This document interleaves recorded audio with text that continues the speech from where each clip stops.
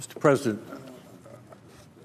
I want to congratulate the Republican leader for his remarks, and I think without being presumptuous, I can express the hope that all of us feel that he will help us restore the Senate to the role that the American people need for it to play in this country. There's a new history of the Senate, the American Senate, written by Neil McNeil, the late Neil McNeil, who wrote the best book about the House of Representatives, and the former historian of the Senate. And I suspect this book is likely to become the best chronicle of this body. And it speaks of the United States Senate as the one touch of authentic genius in the American political system. And it needs to be restored to that position. The Republican leader is absolutely right. This doesn't require a change of rules. This requires a change of behavior. Some behavior on our part on this side of the aisle, but a great deal of behavior on the part of whomever the majority leader of the United States Senate is, because that is the person who sets the agenda. And the debate for this year really is, will this year be the end of the United States Senate, which is what the distinguished majority leader said it would be if we ever changed the rules in a way that allowed the majority to cut off debate? Or will it be the year in which the United States Senate is restored to that role of authentic genius in the American political system? I'm hopeful it can be that way. It would suit me fine if it started tomorrow, because it could start as quickly as tomorrow, because it causes no change of rules, only a change in behavior, only a change in behavior. And that could happen as soon as tomorrow. But we know that it can happen after November. If we have 6 more Republican senators on this side, and we've heard your commitment on the floor today about how the committees can operate, about how amendments should operate. We've heard that before in our own meetings in private lunches. And I'm glad you took the occasion in this really eloquent way to say to the American people and to all of us what we expect out of service in the United States Senate. I had the privilege, as the senator from Kentucky did, of seeing Senator Mansfield as the leader of this body. I haven't served in the Senate as long as others who are here, but I came here, it seems hard to believe, 47 years ago as a young aide to a senator who eventually became the majority leader of the Senate, Howard Baker. Those were the days of Mansfield and Dirksen. Those were the days when Barry Goldwater and John Tower and Hubert Humphrey would engage in hours of debates here and hug each other at the end of their discussion. Those were the days when the majority leader would offer an amendment of a Republican senator whose amendment had been denied unfairly, he thought.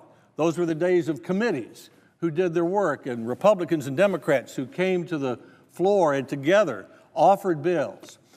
I saw the Senate in the 70s when I came back and Senator Baker was the Republican leader, and I saw it in the 80s and the 90s. I saw what the Republican leaders said. Let's take the Panama Canal debate. Senator Baker, Senator Byrd, they would run this Senate in the way the Republican leader suggested, in the way most majority leaders have suggested.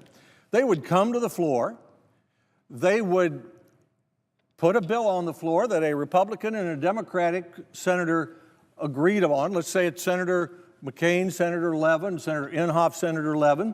They would ask for amendments. They might get 300 amendments. They would then ask for unanimous consent to cut off all the amendments, and of course, they would get it because everyone had a chance to have his or her amendment. And then within that unanimous consent agreement would be a procedure for how to vote on them, and they'd say, we're here on Monday, and we're going to finish this week, just as the Republican leader has said. And it didn't work perfectly. There was a senator from Alabama, and then there was a senator from Ohio, and they did all they could to put glue in the works, but the majority leader had all the tools he needed to run the Senate in that way. Everybody got a say. Everybody got a say. And Senator Byrd, in his last remarks before the Rules Committee, and I was there to hear it, said we should never tear down this necessary fence. He meant the filibuster that protects us from an excess of the executive and runaway popular passions. But he said one other thing. Senator Byrd said in 2010 that any majority leader had the tools he needed already in the rules to operate this Senate in the way it should be run. So we need a change of behavior, not of changes of the rules. And one more example that goes to the point that the senator from Kentucky made. How important is it to be able to offer an amendment? Well, I mean, the people of Tennessee, serving in the Senate today is like being invited to join the Grand Ole Opry and not being allowed to sing.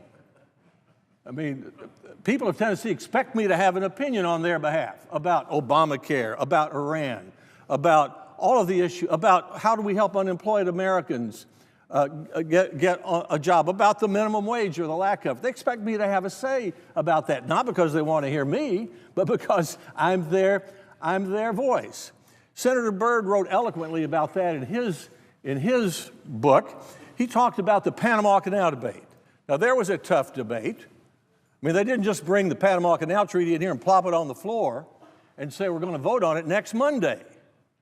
You think it would have gotten 67 votes? No, it would not have gotten 67 votes. How did it get 67 votes? Well, the Democratic leader, Senator Byrd, and the Republican leader, Senator Baker, read David McCullough's book and changed their minds.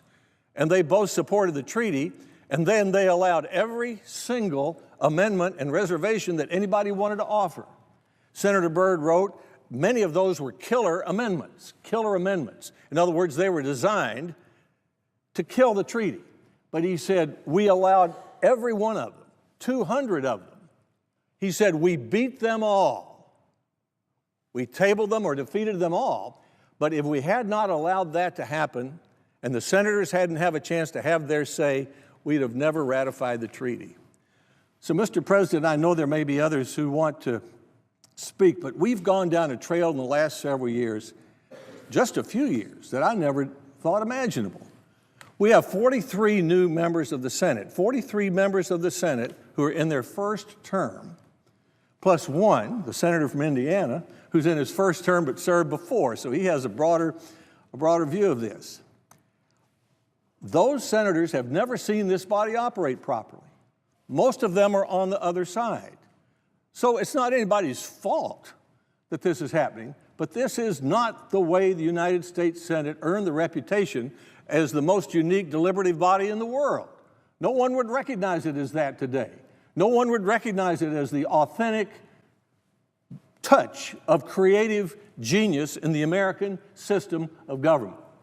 So my hope would be that the Democratic leader would recognize this and have a change of behavior tomorrow, or maybe later this afternoon. But if he does not, I hope the American people take this seriously and take it into account when they cast their votes in November, and put 6 more Republicans on this side of the aisle so a Republican leader can restore this body to the luster that it deserves and the American people deserve as the authentic touch of genius in the American political system.